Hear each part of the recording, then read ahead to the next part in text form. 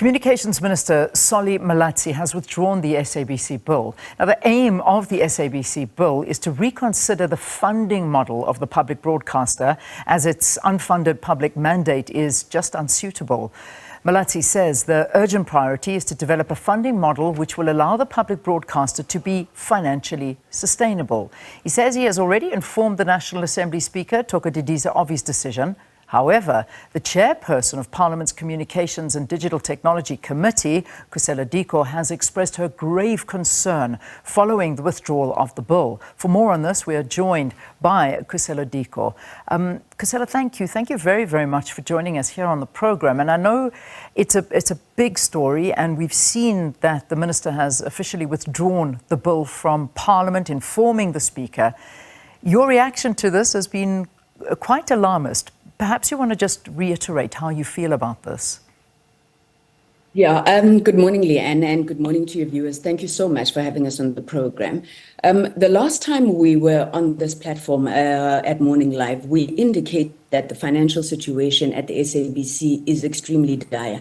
In fact, I think we even used the words that the SABC faces an existential crisis because the public mandate of the SABC is not funded. It's draining its resources. And we felt as a portfolio committee that we needed urgent critical action to save the public broadcaster. Now, one of the things that we did was to immediately prioritize the processing of the SABC bill. This bill had been introduced to Parliament in October of 2023. Already there had been written submissions on the bill, and we then put forward the issue of oral hearings so we could hear from those with concerns on the bill what those issues were. Now, I say it came into Parliament October of 2023, but it had been long in the making, I think something like 5 years. And it took about 5 years for it to get to Parliament. And I am making that point to demonstrate the slowness of bureaucracy. Now, when Minister Malatsi withdraws this bill, firstly, he is taking us back at least another 3 to 5 years. He has put as the reasons for withdrawing the bill that it does not adequately address the funding model. Yeah. Yes, we agree with the minister in that there are, fundamental flaws in the bill, but none of which are insurmountable. Yeah. We believe that his argument on the deferment of a funding model, however, does not hold water. And why we say this, the bill as it currently stands gives the minister up to 3 years to put in place a feasible funding model for the SABC. Now, up to 3 years, Leanne, means that he can do it in 3 months. He can do it in 6 months. He can do it even next week. It does not need to take him 3 years. But had he carefully thought through this matter, he would have realized that by pulling out the bill, even if he was to come up with a funding model next week, there's no legislative provision that then allows him to implement whatever funding model it is. So that is the reason why we're raising our very grave concerns around this issue. We find his decision absolutely perplexing. So there were other issues that were... There have been, sorry, Khusela, I will come back to you on that one, but let's stay on the funding for just a moment, because, I mean, in terms of the funding that was introduced in the bill, they were very vague. They actually potentially risked increasing dependency on government subsidies. And this was one of the grave concerns that was mentioned at the time of this being passed. And it didn't seem like there was a clear way forward at all. So from the moment this was introduced, there was criticism. And I think the DA were exceptionally vocal about this. So, I mean, did it actually come as a surprise? And has the minister come forward and said, well, just hang on, give me X amount of time and I will come up with a funding model that'll sort this out? Leanne, no. And maybe let me make the point that Minister Malatsi has got a very robust oversight committee that works with him. And this committee is also particularly constructive. I think we are all working towards the same goal, which is to ensure the sustainability of the SABC. Now, a bill in its nature would obviously contain some broad terms, and that is to allow the executive to be able to go back and fine-tune, I think, the necessary policies and regulations that would then meet what the aspiration of the bill is. This bill is not prescriptive. It gives the minister up to 3 years to implement a funding model. And I think there's a number of legislation from the Constitution, in fact, that just gives you a foundation upon which then as the executive you can build. But I do want to make the point that as, we were discussing this issue of this bill, so we had the oral hearings. We were expecting the minister and the department to respond to the submissions that had been made. And our intention as a portfolio committee is to amend the bill, because the rules of the National Assembly give committees the right, the authority to amend or even redraft bills that are before them. And this is the approach that we had conveyed to the minister, indicating that the flaws in the bill, as I said, are not insurmountable. Yeah. But to withdraw it is really going to take us back. And I maybe just want to make a point that when I speak about a supportive committee, you have had, members in the committee, even from other political parties, not just the GNU partners, who have come forward and said, SABC owes Centec over R1 billion. These are the suggestions that we are putting forward to assist the SABC to settle that debt. Leanne, Centec cannot carry the SABC even beyond this current financial year. You have a situation where the knock-on effect of delaying, firstly, the creation of a conducive legislative environment for the SABC is now threatening Centec itself. It's threatening some private commercial stations that rely on Centec for signal distribution, and would totally collapse our community media sector. So we are saying that all the minister's action serves to do is to derail the process. It is delaying the process. Yeah. And we are continuing to appeal to him to reconsider this decision. Khusela, let's be frank and honest. I mean, the SABC, many headlines this morning saying that this is the end, and that if something doesn't come through, this could be the end of the SABC. Do you agree? Is this something that we need to prepare ourselves for if something urgently isn't done? And I talk to the funding model here. Leanne, we will never allow the SABC to, and I think we've made that point, and this is the reason why I think we are coming out so strongly on the actions of the minister, because we believe that the transformative interventions that are required to serve the SABC were already in place, and as I said, we're hoping that he's going to reconsider his decision. There has been discussions. I know that as the minister, he has been engaging particularly with Centec and the SABC around that debt. We have seen some green shoots in the work that has been done by the board and the executive led by the CEO around, for example, looking to diversify its revenue sources, including going digital already on SABC Plus. I think we're seeing more than 1.5 million subscribers. But those type of interventions are going to take time to be realized. And we are engaging not only within our portfolio committee, but across portfolio committees, including trade and industry, where we want to have a discussion with them, particularly as it relates to multi-choice and the Canal Plus transactions that is sitting before the Competition Commission, and saying how then can we assist the SABC also through that process, because I think it's all our responsibility to fund the public mandate of the SABC. It just doesn't fall on the SABC alone. Yeah. We're also engaging with the National Treasury. We are seeking an audience with the Standing Committee on Appropriations, because the SABC is one of the only public broadcasters in the world that is not funded from the fiscus. So we are draining its reserves, expecting that its commercial revenues will cover its extensive public mandate, and we've realized that is not happening. But the TV license regime, I think we must all be honest and agree that that one has failed. We know that times are very hard for South African as consumers, and the last thing that they want is to be charged a household levy, which was one of the issues that I think some people were taking issue with in the bill. And we're saying, let's look at more creative ways.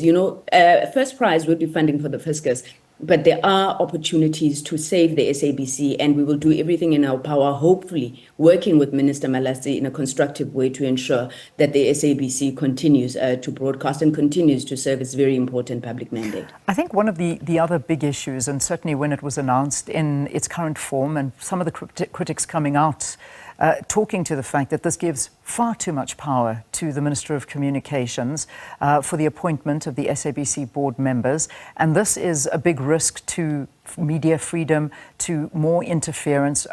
We've seen what can happen if the SABC gets into the wrong hands. We've seen it, we've lived through that. So this was also one of the big concerns, and a lot of critics were saying, the bill in its current form or the proposed form was going to allow for something like that. Perhaps you want to comment on that, the editorial freedom, and perhaps the minister's reason for saying, no, that should not be allowed. Leanne, I honestly think that the minister is pandering to whims and interests that we don't know. as indicated, the bill is not passed. The bill was being processed.